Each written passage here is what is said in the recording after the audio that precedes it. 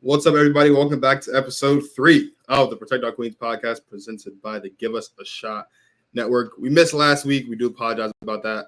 But this week, we've got a very special guest on the show. The one and only Mikayla Blakes will be joining us. Plus, the most anticipated WNBA Finals matchup probably of all time tips off Sunday, October 8th. Vegas Aces, New York Liberty. We're going to talk about all that stuff, so much more. Stay tuned next for Protect Our Queens. Protect our queens. I'm not going to say too much, but yeah, I'm really excited. Welcome back to the very first episode of the Protect Our Queens podcast. We work just as hard, and there's a lot of things that we do that you guys don't know about, behind the scenes. This is Protect Our Queens. I don't know if you know what we do here when we do this. I'm playing the game. I know what I'm doing. People can't tell me I'm not doing the right, I've been taught the right way.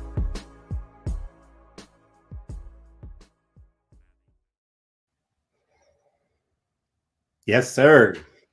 Yes, sir. Yes, sir. How are you feeling, man? How are we feeling? It's a great day. Protect Our Queens Tuesday, Ski Yeet Tuesday is that type of energy. You already know what I'm on. Turn Up Tuesday. Let's get to it, man. We got Mikayla Blakes coming on later. And this is a special episode, man. This is special. This is a special episode. We've talked about this for a while. The entire world of basketball, women's basketball, men's basketball, whatever. The basketball world has been waiting for this moment. We have it locked in. It's official. The Las Vegas Aces, the defending champions, are taking on the New York Liberty, starting off this Sunday in the WNBA Finals. And as we all know, Martin, styles make fights. And there's two very distinct styles that we're going to see at play throughout the course of this series, so much so that the regular season series was actually knotted up at 2 games apiece for each team. So, Martin, when you look at this specifically, what is it about the Liberty that you think gives them the edge in this series? Well, it makes sense that I talk about that because I did predict right before on the first day of the season in April. I tweeted and I said I made my pick. The New York Liberty will win their first ever WNBA title. I just saw the offseason they had. They got a championship coach. They added 2 former WNBA MVPs. Positionally, it made sense. They added Courtney Vandersloot. They kept Breanna Stewart. They already had Breanna. The makeup of their team made complete sense. I looked at all their parts and I'm like, if they do what they're supposed to, they have all the makings of a championship team. So I picked them. I said, I can feel it. I can feel the energy. I can see it. Makes sense basketball wise. I can see everything working together. Now, what gives the Liberty the edge against the Aces? First and foremost, let's just make it plain. There's no Candace Parker. That's the first edge they have, is that there's no Candace Parker, because I do feel that while the Aces are still super team level talent, I've always said the only team that can really take them out is the Liberty. They beat them in the Commissioner's Cup. And another point of edge that they have is their depth. In that Commissioner's Cup game that the Liberty won, Maureen Johannes came off the bench and hit 5 threes in the first half. And the Aces, we know that they have their 6. They play their 6. Their depth is not their strong suit, and they're dominant with their 6. But the Liberty come with Kayla Thornton. Even Stephanie Dolson can come in and do some things. But I think the Liberty are more dynamic off the bench and shooting the ball from 3. We know that's really their style, as opposed to the Aces, getting points in the paint. They can't hit the 3, but they played through Asia Wilson. So I'm looking at listen, I made my pick from the first day of the season, so you know what my pick is. I have no choice but to root for the Liberty. I'm worried about some things, and I'll give you the floor to talk about the Aces. I'm sure you'll bring up some of the things that have me concerned for the Liberty, for sure. Yeah. I mean, so it's no secret, and maybe there's people out here that don't know. I'm an Aces fan. I picked the Aces to go back-to-back as soon as the Aces won the championship last season. I've been locked into this since 2022, really. The one thing, though, for me that I think makes the difference for the Aces is Jackie Young, Kelsey Plum, and Chelsea Gray.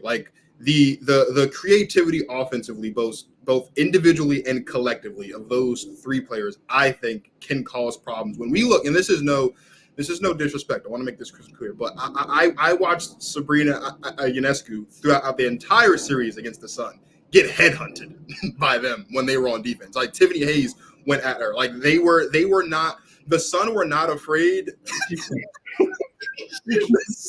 She She can't guard me. They guard me. Like the Sun were not afraid to go after Sabrina every single trip down the floor. That's what it took to be successful, and we saw them win a game because of it. And when you have someone as creative offensively as far as distributing the ball as someone like Chelsea Good, when you have someone in Jackie Young who, first of all, not even creative offensively, but she's a big guard and she's tough and she can guard anybody. Like I watched her go head up against Tierra McCowan and Kalani Brown with no problem, no hesitation, anything. Like that's who she is as a basketball player. Now, I will say of the three, Kelsey Plum is the weak link. She has very high highs and she also has very low lows, and we've seen them this season. But the three of them collectively, I think, can cause a lot of problems as it pertains to being able to stop them defensively for the Liberty. That's really what I think makes a difference. Like I don't want to sit here and go down. Who do you see Jackie Young guarding? Who do you see being her primary matchup? There's always switches and stuff, but who's her primary matchup then? Because this is where let's talk matchups. I want to say Sabrina. I feel like that would make the most sense. I don't know if Becky Hammond will go that. Look, Becky Hammond does a lot of things from a coach that like shocks me sometimes. Not because it's a bad decision, but because it doesn't always go with like conventional thinking. Sabrina Ionescu, I think, would have a lot of problems if Jackie Young was on her for the duration of this series. And what we have seen in the 4 games that they have played each other, the 3 regular season games, and of course the Commissioner's Cup championship game, is that when Jackie Young is on Sabrina struggles. Sabrina struggles to pass the ball. Sabrina struggles to shoot the ball. Sabrina struggles to drive. And when Sab is struggling, it puts a lot more pressure, not just on Stewie and JJ, of course, but it also puts a lot of pressure on Betnijah Laney. And against the Sun, of course, she rose to the occasion. I'm not going to sit here and tell you she didn't rise to the occasion. She did, but that is not, I think, a recipe for sustained success over the course of this series as pertains to winning. I don't think the Liberty can just hope and pray for Betnijah Laney to just have big game after big game after big game. Not saying that she can't do that, because we saw her do it. I just don't think that should be the game plan. Like, let's just hope that she can do this. Like, I think the Aces should force the Liberty's hand and just completely remove Sabrina from the equation as best as possible. So you brought up my main concern that, of course, I'm concerned that if Sabrina and Courtney Vandersloot have quicker, more athletic guards, that's tough for them. However, I don't think Vegas's guards, Jackie Young is their most athletic guard. She's so strong. That's why you point her out.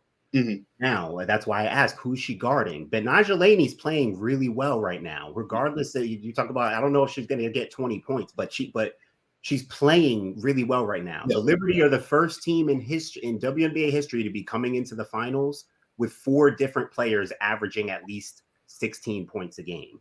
It's really matchup wise, and in terms of who's playing better right now, the Liberty have more players playing a little bit better right now, I think, because of what Betnijah and Jonquel have been doing in the postseason. So again, you look at this matchup.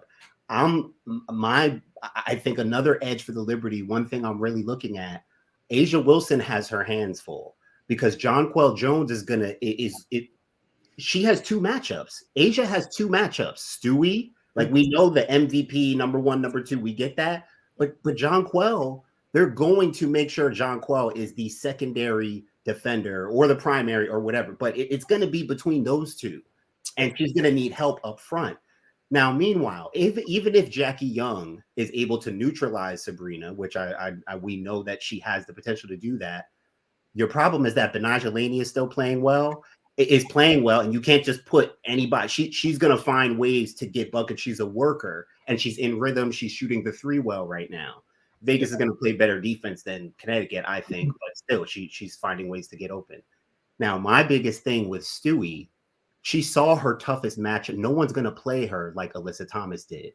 A'ja Wilson is the defensive player of the year, all-world defender, maybe one of the best ever. But in terms of freedom of movement, Stewie can get more off. Now, I don't think A'ja is going to be always the primary defender, but this is a series where Stewie has the advantage against the Liberty. No one is going to body her up and make her uncomfortable like Alyssa Thomas just did in that series on Vegas. Collectively, as a team, maybe they'll try to make her uncomfortable, but I think she's going to move a lot more freely, And if Sabrina or Stewie gets off, that's where the Liberty can get scary.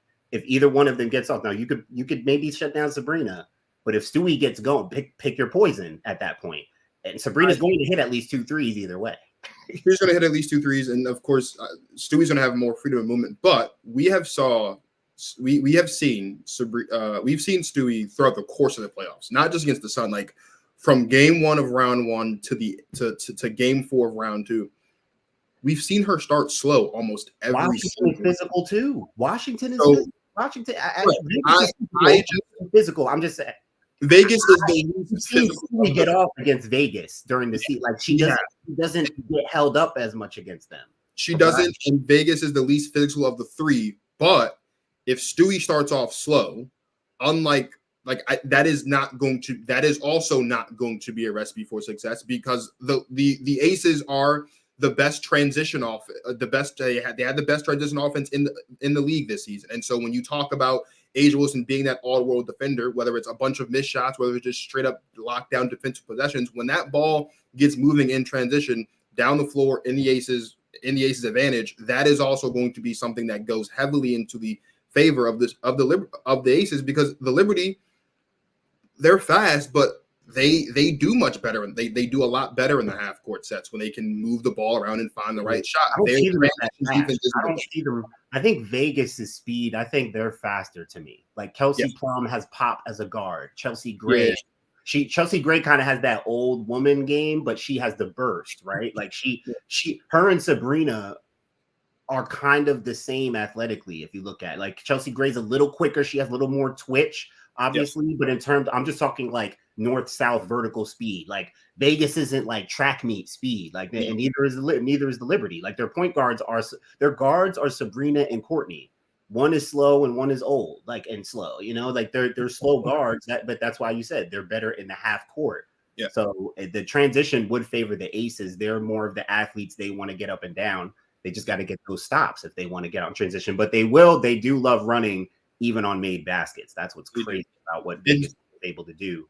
And super quick, before we move to the next thing, I do want to mention this. We talk about this a lot. There is one major concern I have. I don't want to sit here and act like I think this is open and shut for the Aces. There is one major concern. I have one too. I'll say it after you. The major concern that I have, and we saw this especially towards the end of game 2 against the Mystics when they punched their ticket to the next round.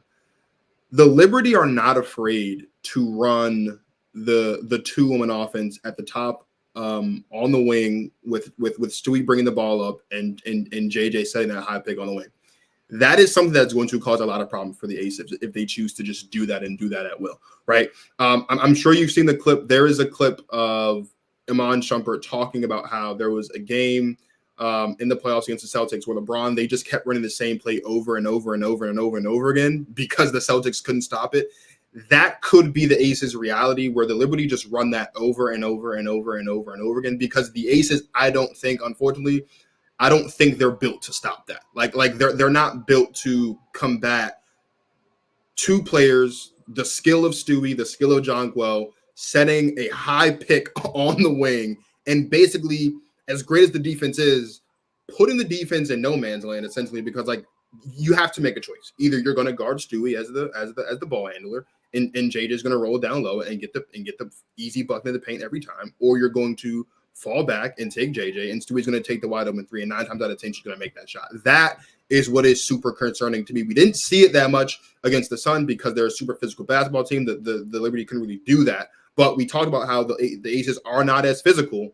That lack of physicality, I think, opens the door for the Liberty to really lean on that as means to expose the Aces defensively and really get JJ comfortable and really get Stewie comfortable and get them the shots where they want their shots to be. Yeah, both they're gonna have to play really sharp. Both teams, we can expect to see really high level basketball from both teams because they each have to play really sharp to beat the other. Vegas is going to be ready for those rotations. Listen, the Liberty, they started going to Jonquel. They went to that 2-woman game a lot late against Connecticut. Jonquel was just taking over those games on the offensive board in the 2-man game.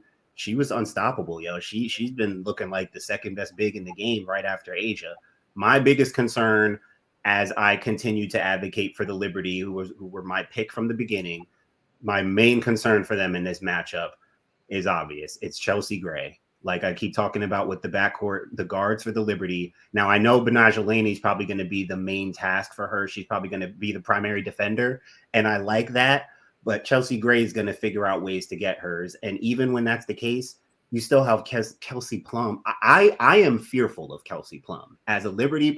You don't want her to get off. No, she's going to keep shooting. She's going to hit at some point. Yeah, she's not afraid to shoot the ball. She's a scorer. She's a scorer, bro, and she's going to hit at some. Eventually, she's going to hit, and that's the problem with having the different kinds of weapons like the Aces have and like the Liberty have. I just think right now the Liberty's weapons are playing a little bit better. I think their size, their depth, and their 3-point shooting is going to be the difference. I think they're gonna win their first ever title. I'm just scared Chelsea Gray. If Chelsea Gray goes for another Finals MVP type of performance, it's all over because she will shut it down, and I'll just have to shut up. Well, maybe that's a good thing. Maybe that's a good thing. This is the battle of the super teams, and it feels like there's a lot of different definitions out there for what makes a super team super. So Martin, if you had to define a super team, and more specifically, if you had to identify which team is more super, which team is that and why? I mean, so I saw this. I just saw the whole debate on Twitter happening. Everyone's talking about what a super team is supposed to be. I guess most people are saying that and I get it. They see a super team as a team that's constructed through free agency or trade, where you add a star or stars onto a team that has a star or stars already on it. You're creating a super team of, multiple stars on one team. So people see the Liberty as doing that because they acquired Jonquel Jones, they acquired Breanna Stewart. I see a lot of Aces fans get mad when people call them a super team because they're like, well, we drafted all these people. Yeah, but they were also number one picks. And this is where for me, just for anyone who's wondering, when I say super team, my definition is just a team that's super. I don't really care how it was constructed. They have 4 all-stars. They have 4 star level players on their team. That's a super team compared to what some other teams barely have 1. They have 4. So just based on that, they're a super team. It's simple for me. I would agree. So this is my argument. Both teams are super. Both teams currently, though, I would say are not super teams. Like I think the thing that made everyone say, "Oh, the Aces are a super team," is the acquisition of Candace Parker. We haven't seen we haven't seen Candace Parker play basketball in months because of her injury. So if I'm asking like right now today, which team is the super team? To me, the super team is the Liberty because of, as you mentioned, the way that like this was like Stewie got on the plane from Seattle. She flew to New York. Jonquel Jones, probably like a train or something, but she went from Connecticut to New York. Vandersloot came from Chicago to New York. So like that, like at the beginning of the season, both teams super because of the acquisition of Candace Parker, especially, of course, you have to talk about Alicia Clark as well, 6th Woman of the Year. But right now, today, to me, the Liberty are more super than the Aces. Because that also, you're saying that they're better? You're just saying you think no, I'm not saying they're better. I'm not saying they're better. I'm saying they're more super. The thing that makes the thing that made the Aces the super team, she's not there anymore. Now, I have a conspiracy theory about that. I don't know if we have enough time to get into all that because we do have a great guest waiting for us on the other side of this segment. But we'll maybe talk about that another time. Me personally, I've always felt that the Liberty really are the super team because when you think about super teams, you think about players being put together, not necessarily like it's not true. No, not necessarily like the Aces. I get it. The players they have are super, but the players they have were also drafted and were in place before this run. So like even Chelsea Gray got there in 2020. They won the championship in 2022.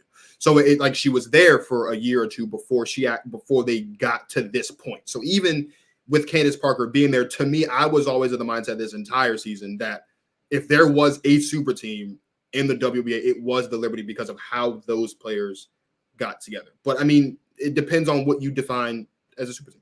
Yeah, no, I get it in terms of how they were constructed. I just look at the team that is constructed, and I think they're freaking super. I'm just giving them the respect that they're freaking dominant. If you're dominant and you have multiple stars on your team, you're a super team.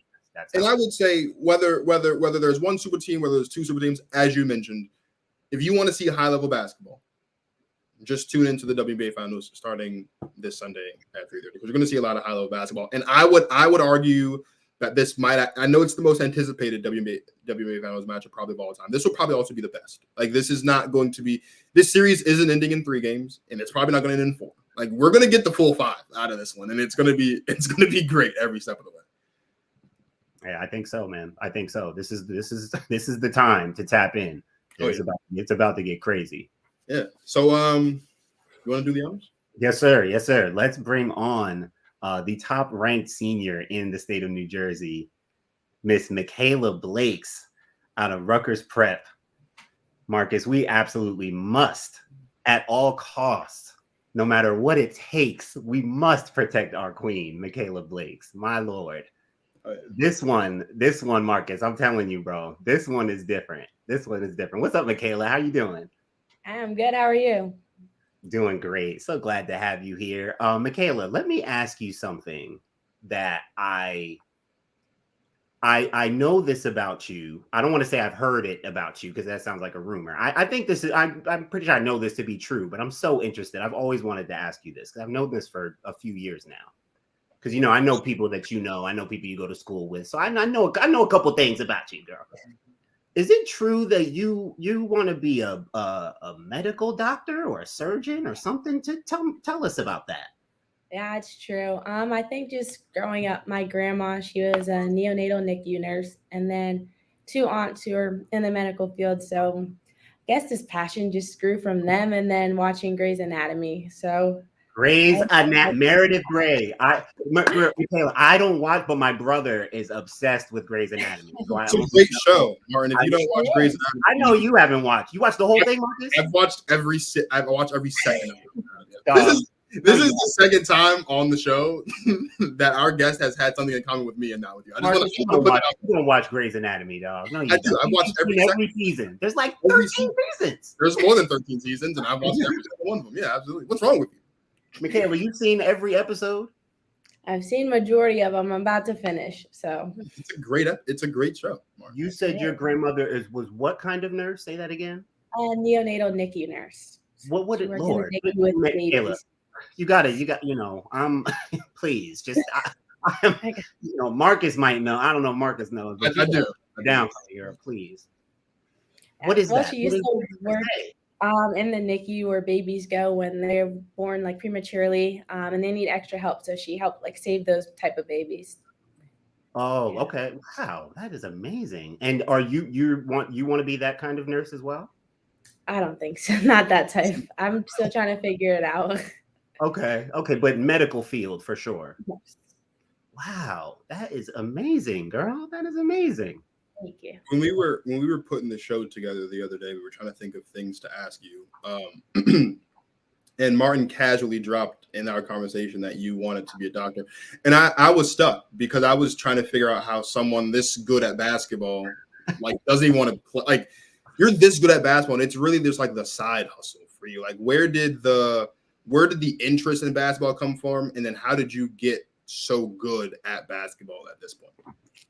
Yeah, I mean, it took me a minute just to really figure out that I wanted to do basketball. At first, I did dance competitively for about 8 years. Then I switched to track. And then I think in around 6th grade, watched my brother play a lot. My dad was a JV coach, and I said, I want to try basketball. So they made sure it was my decision and not just because I'm surrounded by basketball players. So then once it became my decision, I realized I wasn't where I wanted to be. And so I just continued to get in the gym with my brother, and he's a major inspiration to me. So just watching how hard he works and just trying to replicate that so I can be the best player I can be.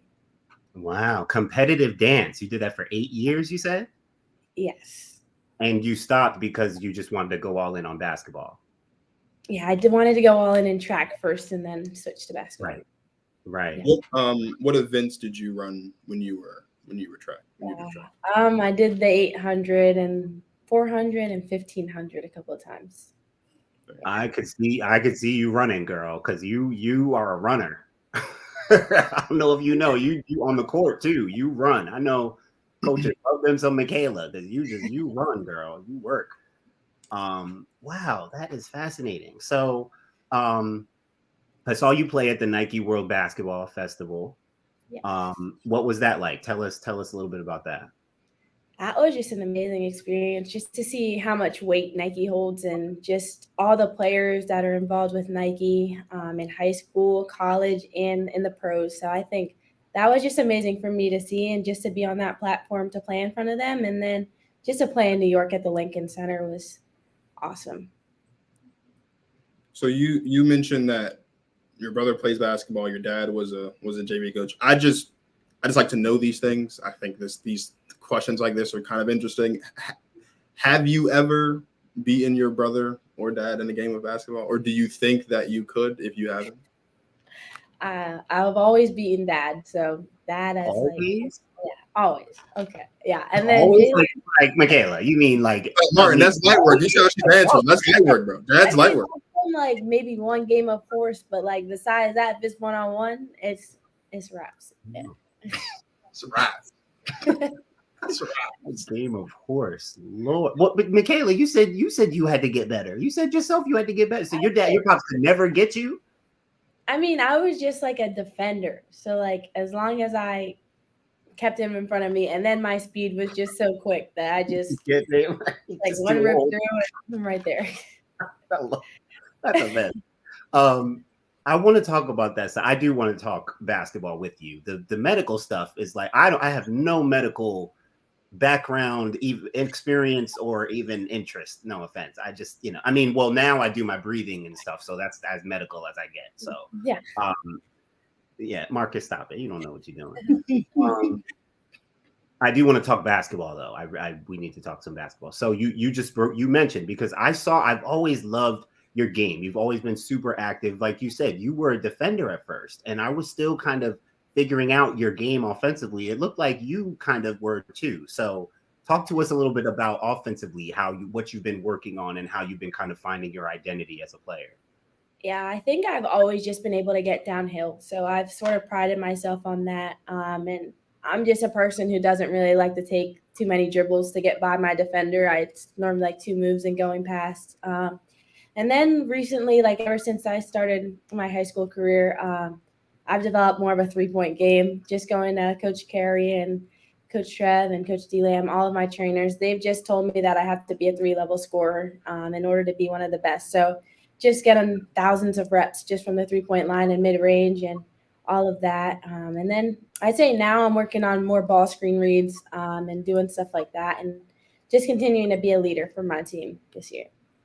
Marcus, before you go, Mikayla, I'm just so proud of how you blossomed as I'm an offense guy. I mean, I play defense, I can do, but I'm just so proud of how you blossom, because you're just blossoming offensively. So just keep doing what you're doing, girl, because it's wonderful to watch. It's wonderful. I love scores, Marcus. I love scores. Hey, Martin loves himself a good score. I'm biased, I can't help it. Yeah, no, I'm actually keeping, and I don't want to spoil this. Maybe I shouldn't say, but I'm keeping a track of my head for when Martin says if he could do what you could do, he wouldn't be able to shut up. So then I can say he can't shut up anyway, because he's done it twice now. So I'm just waiting for it to come at some point in the show.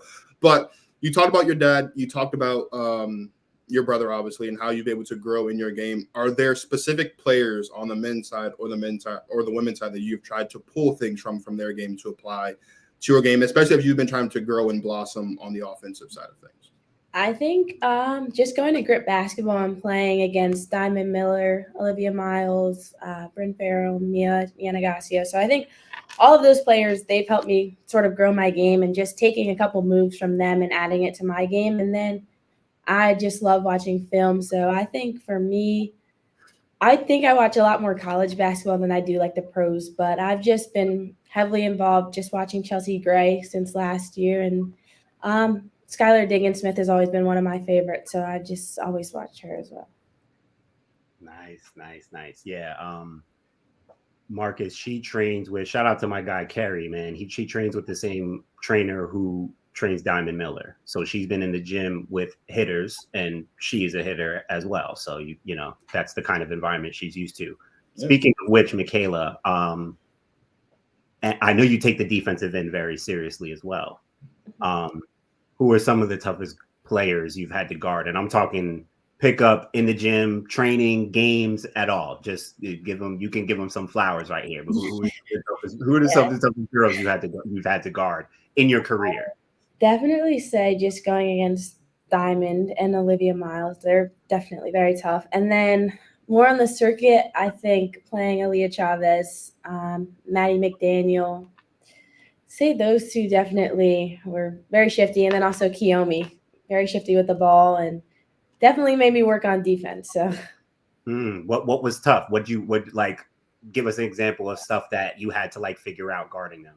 I think just figuring out how to defend ball screens because they use quite a few of those. And then I think just continuing to stay in front and beating my offensive player to the spot, I think definitely, so I didn't have a bailout with a foul. This girl's quick, Marcus. She's quick. She got that lightning. She'll just run up on you. Like, it's just crazy. Well, she ran track, so that makes sense. that checks that box. Let's talk about like a game day for you. When you step onto the court, do you have a pregame ritual? Is there a specific artist or specific music that you like to listen to get you into? What does game day look like for Mikayla Blakes? I think for me, I always pray before a game. And then for my music, I can't listen to music that's too hyper or else I get like overrush. So I think a little bit of rap mixed with a little bit of like some slower R&B. And then occasionally I'll play a little bit of old school just because my dad, every time going to AAU games, he always put his songs on. So that like gets you in the. Well, give us an example of an old school thing that you know. Who do you put on? Yeah, he always puts on Cool in the Gang. So always them. And then he plays a little bit of the Temptations, even though that's a little slower. He always gets me with that one. That's different. That's good stuff. That's great tapping before a game. That's great tapping before a game. That's good stuff. That's different. What about talk to us a little bit more about Jalen. What are some things that you've picked up and learned from watching him and working out with him, which I'm sure you've done plenty of? Yeah, I mean, he's just the hardest worker I know. Even at college, he's in the gym at least 3 times a day. And then he's just so positive and so humble.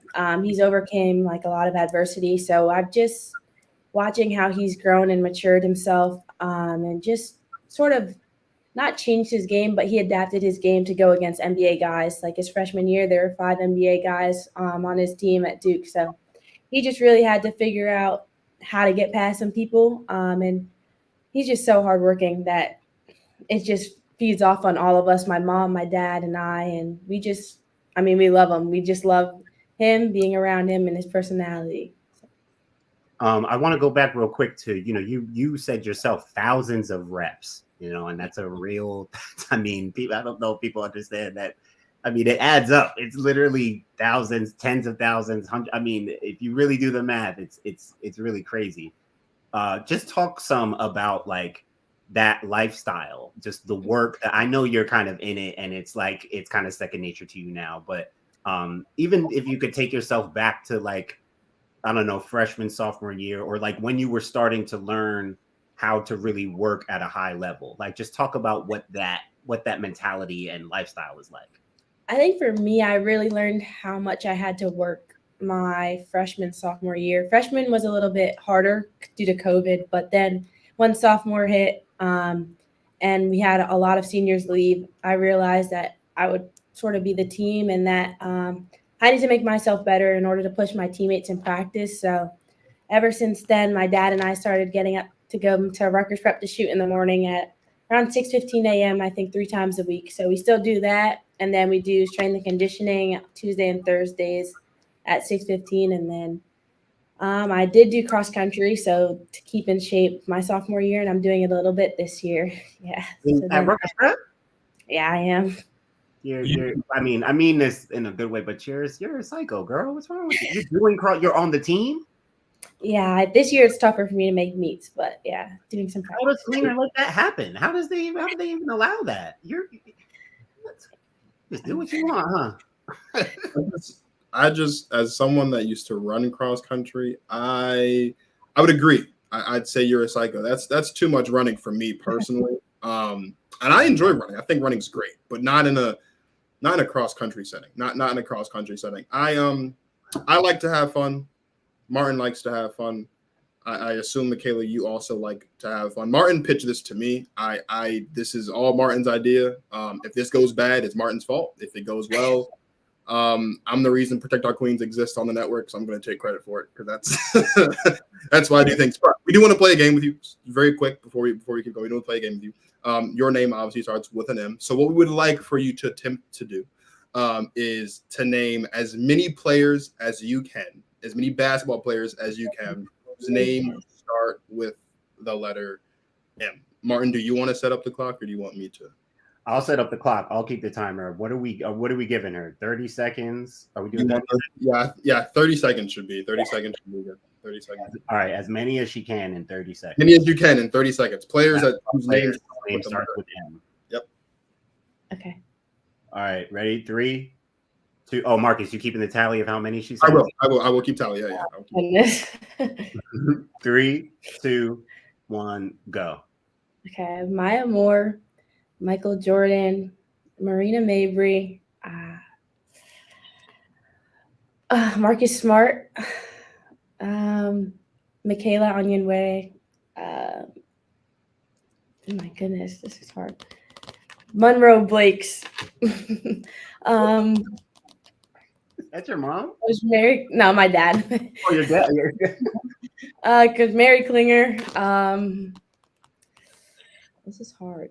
All right, time's up. Okay. Yeah, that was good. I'll take that. That was all right. That was all right. That was good. I don't know if I could name more than 7 in 30 seconds. I'm not going to try, but that was. I'd say that's good. I'd say 7 names in 30 seconds. You could have started with Mikayla Blakes. Yeah. You look so disappointed. You know what? I have to look. I thought she was going to say it. You could have said Martin Stories too.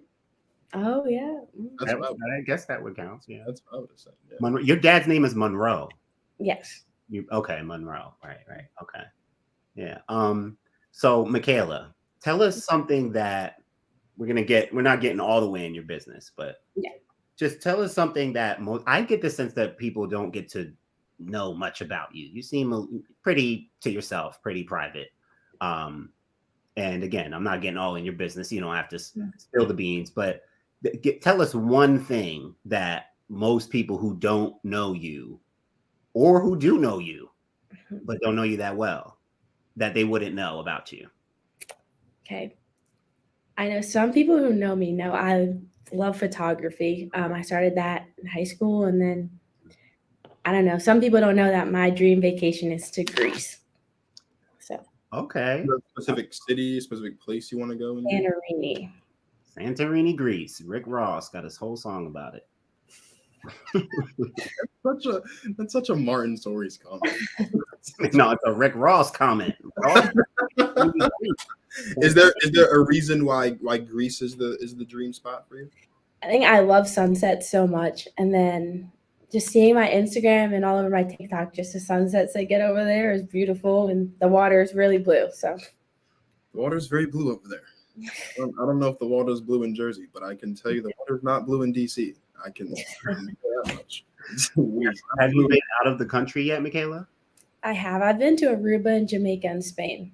Oh, wonderful. Aruba and Jamaica and Spain. I haven't been to California yet, Martin. And she's been to 3 countries. I feel so left out. Don't do that. We got to talk, Mikayla, a little bit. Just give us an update on what's going on with college. I know you've been on visits and all that, but give us a sense of what you're looking for and just where you're at. We know you have your top 7 out right now. So what's the latest on that?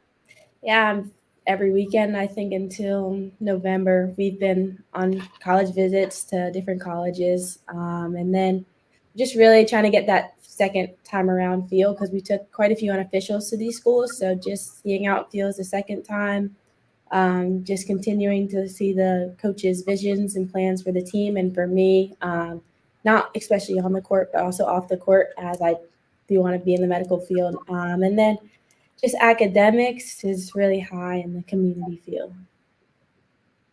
Just out of curiosity, because you brought it up again, do you have a favorite and or least favorite character from Grey's Anatomy at this point? I think I love Christina Yang. And then my least favorite, I don't really know if I'd say I have a least favorite because they're all like sort of all do something different that makes me like them. So I don't know. No, that's good. Christina's my favorite too. So at least I know you've got good taste in Grey's Anatomy's characters. That's good. You've kind of done this already, but we've asked every guest this at this point, so we want to of course ask you this as well.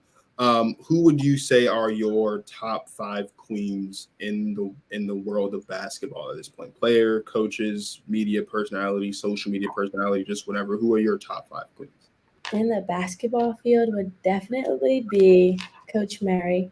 And then probably Skylar Dickens, like I said before. I love watching her. Also probably give it to Asia Wilson, just because of how powerful she is and how she turned South Carolina around. That's a good question. They're in the basketball field? Okay. Yeah, let's do basketball, and then we'll do non-basketball, just anyone. Okay. Then I'd also say Maya Moore, just the change she brings to the world. And then my 5th one probably be, I'd say Coach Talon, my AAU coach this past year. Philly Rise? Yes. Right. Wow, that's a good 5. That's a good 5. So give us a 5, your top 5 queens off the court that inspire you, motivate you, give you that energy that you need, family, friends, anyone, people, authors, anyone. Yeah, I'd give my mom, of course, my grandma, just because, especially like over these past 8 years, we built such a great bond because she has dementia. So definitely her. My other grandmother, Lorraine, I never got to meet her, but she's just very influential in our family. I'd also say, I don't know, I love Mary J. Blige. Mary J. Blige. She's like her music and then watching her on. She's great, bro. Great. Hey, great, and she's going down, and she's great. And then I think my 5th one would also. My 5th one would probably be. I'd give it to my aunt. She's a legend. That's being respectful, Martin. Why we? What's up with Mary J. Blige, bro? I can't. I'm not gonna go in. This isn't a music show. I'm not gonna. What's up with Mary J. Blige? Not that she's a legend. I just said she's a legend, bro. Just drop it. I just can't believe the girl just said Mary J. Blige. He's gonna get into it after the show. Go Mary, go Mary, go Mary. Lord Jesus. Oh, that's good. That's cool. I did not see that coming. I got you. I think you have one more. Did she have one more? Did I ruin it? You said her aunt. You said your aunt. Yeah, my aunt Adrienne. Your aunt. Good. I think that's a great 5 either way. I think we've got 2 great 5. Martin, we got 10. We got 10 queens in that. We got 10 queens in there. We got 10 queens in there. Before we go, Mikayla, is there anything else that you want to say? Any last parting words, whether it's about yourself, basketball, just anything that you want to say before we wrap up for the night? I don't know. I'd say maybe it might take you like a minute to find your sport that you really love. But I mean, for me, what helped me just become the player I am today is that I just didn't feel any pressure.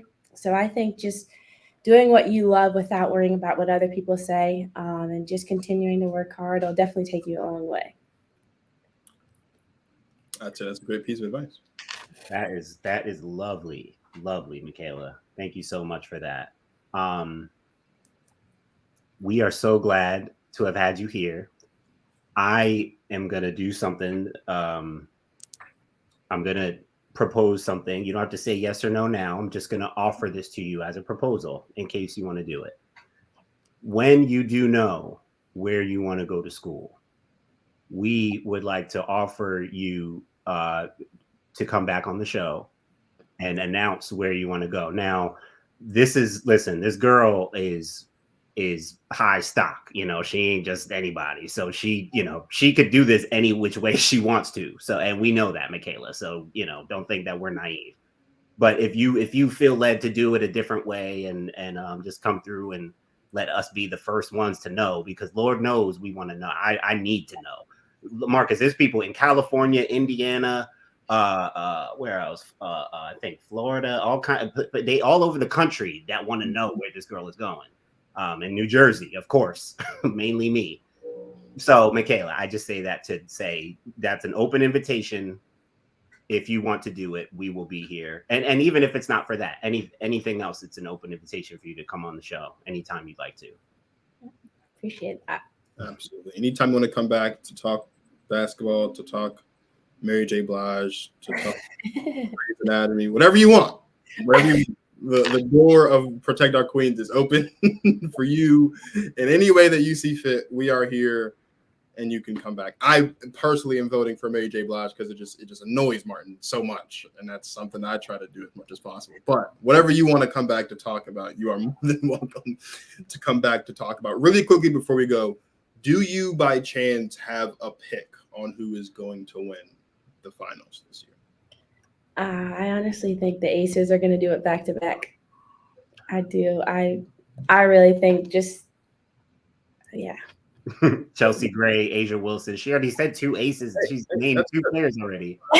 You don't have to be upset, Martin, that you didn't pick the Liberty. I'm not upset. I'm just, me and Mikayla have a good thing going on. We're on the same page on a lot of things. And when except for Mary J. When she starts to veer off, I get a little worried. It's okay. It's okay. Look, there's nothing wrong with agreeing with Marcus on certain things. I'm a nice human, Martin. You are.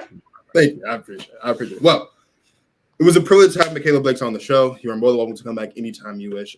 It's always a pleasure to do this every Tuesday, 7 o'clock Eastern Standard Time, right here on the Give Us a Shot Network. In case you've missed any of the 2 previous episodes, those episodes do exist for your listening and viewing pleasure anywhere you can get your podcast, and right here on YouTube. Make sure you subscribe. We will be back right here next week, same place, same time, with another amazing guest to talk more about women's basketball, because it is super important to myself. It's super important to Martin, and I'm sure it's also super important to Mikayla Blakes that we continue to protect our queens. So for Martin Stories and for the great Mikayla Blakes, this is Marcus of Protect Our Queens signing off. Thank you guys for watching. You guys have a great night.